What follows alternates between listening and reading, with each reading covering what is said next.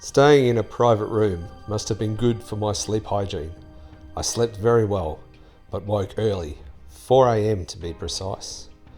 I was on the road so early that for the first time on the Camino, I had to use my head torch. Today was a truly magical day. Yesterday I'd spent traversing along the valley next to a river. Well, today a debt needed to be paid for that fun, and that debt was in the form of the hills. But indeed it was very much worth it. Walking through small Spanish villages lit only by my torchlight gave me a memory I will take with me for the rest of my days. It was a time of pure serenity.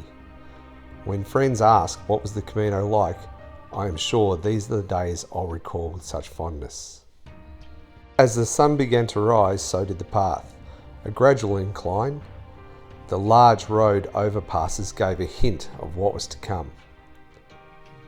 I left behind one last small town, one last flat road, and I eventually left the river behind. It was probably my favourite companion on the whole trip, certainly the most calming.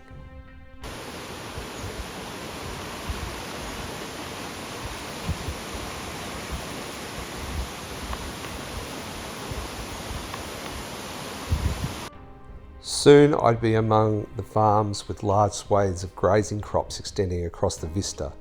The higher I got, the further the horizon seemed to extend.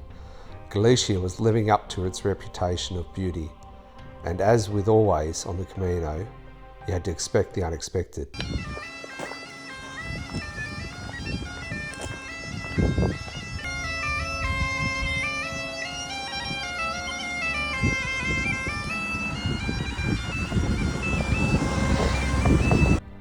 A bagpiper representing the Celtic history of the area.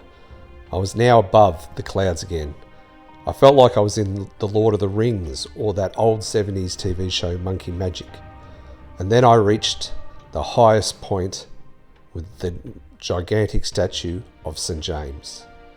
The humour of the Camino is something that I haven't touched on. Pilgrims had taken to putting bandages on the feet of the statue. I got up to a few of my Camino familiar today. It was a pleasure to walk with familiar faces. My young German friend had boasted about walking the Camino in sandals, and to my surprise today I found out he was true to his word.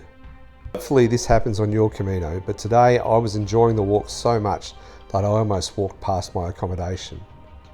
I have to make special mention of this place. Having needed my own space, and not having had great food for a couple of days, this accommodation was like an oasis on the Camino. A perfect meal in a perfect spot to finish a perfect day. I even had a television in my room, and call me strange, but I ended up watching The Way. Seeing my German friend walking in sandals, I wanted to dress shoes. You will get lots of advice on what type of shoes, and there are better, more experienced videos than mine. In fact, I'll put a video at the end rating all the best Camino videos that I used. All I'll say about shoes is use what you are comfortable in. I started with hiking shoes and ended walking in a pair of Asics. Today I walked 45,988 paces, I climbed 160 stories and travelled 31.1 kilometres. I stayed in the Casa Gallego, which for a private room was €49. I can't speak more highly of the owner, the food, the accommodation and the view. Everything was perfect. I know €49 sounds like a lot in comparison, but it was fantastic value for money, and you get what you pay for.